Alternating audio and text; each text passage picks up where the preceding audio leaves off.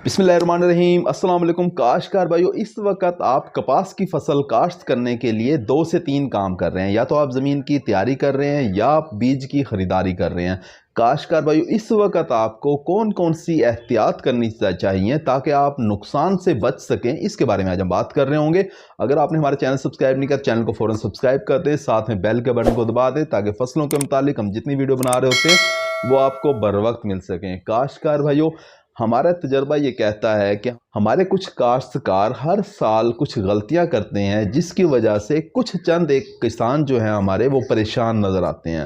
होता क्या है कि आप बीज का उगाव चेक नहीं करते। आपको चाहिए कि जब आप मार्केट से बीज की थैली ख़रीद कर लेकर आए हैं तो फ़ौरन आप उसके अंदर से एक मुट्ठी बीज निकाल के कोई पुरानी बोरी लें या कोई पुराना तौलिया लें, उसे गीला करें, उस बीज को उसके ऊपर बिछा दें, उसे कवर कर दें, 1 गिलास पानी उसके ऊपर डाल दें, बोरी को 2 दिन तक गीला करके रखें। 2 दिन के अंदर बीज अंकुरी मार जाएगा। आपको ये पता चल जाएगा कि आपका ख़रीदा हुआ बीज जो है वो कितना सेहतमंद है, कितना ठीक है, कितना उगने वाला है। अगर तो आप ये देखते हैं कि वो बीज 70-75% उसका उगाव हो गया है तो फिर तो आप 1 एकड़ के अंदर 6 से 7 किलोग्राम बीज ही इस्तेमाल करोगे। लेकिन अगर आपको ये पता चलता है कि आपका बीज 50% उगने वाला है तो फिर आपको चाहिए कि आप बीज की मिकदार को बढ़ा दें, यानी 8 से 9 किलोग्राम बीज फी एकड़ इस्तेमाल करें। इसी तरह से अगर आपने ये देखा कि आपका बीज जो है वो 50% से भी कम उगने वाला है तो फिर आप इस थैली को वापस उस डीलर को वापस कर दें, बनिस्बत इसके कि आप उस बीज को काश्त कर दें। फिर वो बीज उगे ना, आप इंतज़ार करो, उसके बाद फिर आप जो है वो डीलर को वापस करो, उससे झगड़ा कर रहे हो कि ये उगाव नहीं हुआ इसका।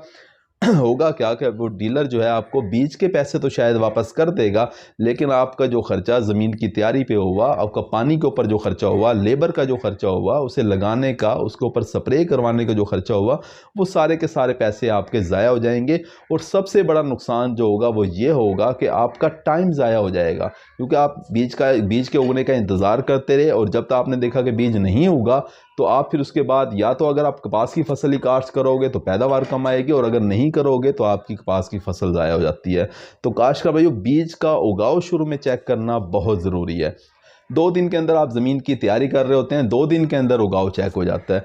काश्तकार भाई, दूसरी एहतियात जो आपने करनी है वो ये करनी है कि जब आप बिजाई करने लगो तो आपने मौसम का हाल ज़रूर देखना है। इंटरनेट से आपने मौसम देखना है इस हफ़्ते का। अगर इस हफ़्ते के अंदर आपको बारिश नज़र आ रही है अपने इलाके के अंदर तो आपने इस हफ़्ते के अंदर बिजाई नहीं करनी, क्योंकि हम ये जानते हैं कि अगर हम कपास की बिजाई कर दें और उसी हफ़्ते के अंदर बारिश हो जाए तो उगाव जो है वो काफ़ी ज़्यादा मुतासर होता है। काश्तकार भाई, इस छोटी सी गलती की वजह से जब उगाव नहीं होता तो ना सिर्फ हमारा टाइम ज़ाया हो जाता है, हमारी फसल भी ज़ाया हो जाती है और बहुत से पैसों का भी नुकसान होता है।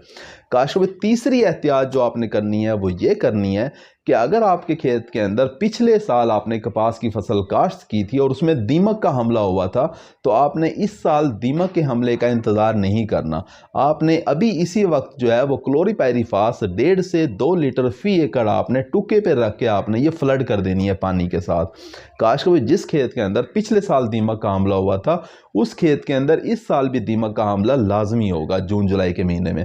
तो आपने उसका इंतज़ार नहीं करना है, क्योंकि हम ये जानते हैं कि दीमक का हमला जब कपास की फसल के ऊपर होता है तो पौधे उससे गिरते जाते हैं, सूखते जाते हैं। 300-400-500 पौधे फी एकड़ आराम से ज़ाया हो जाते हैं जब तक हम उसका कोई तदारक कर रहे होते हैं। तो आप अगर ये 2-3 एहतियात कर लोगे तो आप बड़े नुकसान से बच जाओगे। हमारे तमाम काश्तकार भाइयों के साथ तो ऐसा नहीं होता, लेकिन चंद एक काश्तकार ऐसे ज़रूर होते हैं जिनके साथ ये मसले मसाइल आ रहे होते हैं। उम्मीद है कि वीडियो आपको समझ आ गई होगी। अपना ख्याल रखिएगा। अल्लाह हाफिज़।